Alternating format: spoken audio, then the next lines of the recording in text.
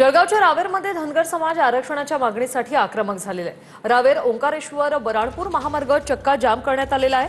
वाहतुकीच्या वाहनांच्या लांबच लांब रांगा पाहायला मिळाल्या। आरक्षणाच्या मागणीसाठी धनगर समाज राज्यभरामध्ये आक्रमक झाल्याचं पाहायला मिळतं आहे। आज जळगावमध्ये किंवा धनगर समाजाच्या वेगवेगळ्या संघटनांच्या वतीने जे आहे आकाशवाणी चौकामध्ये रास्ता रोको आंदोलन करण्यात येत आहे। हा राष्ट्रीय महामार्ग आहे, मुंबई नागपूर राष्ट्रीय महामार्गावर या ठिकाणी धनगर समाजाच्या वतीने जे आहे या ठिकाणी रास्ता रोको आंदोलन करण्यात येत आहे। जवळपास अर्धा तासापासून जो आहे हा राष्ट्रीय महामार्ग धनगर समाजाच्या वतीने या ठिकाणी रोखून धरण्यात आलेला आहे आणि जोरदार घोषणाबाजी करत या ठिकाणी आंदोलन केले जात आहे।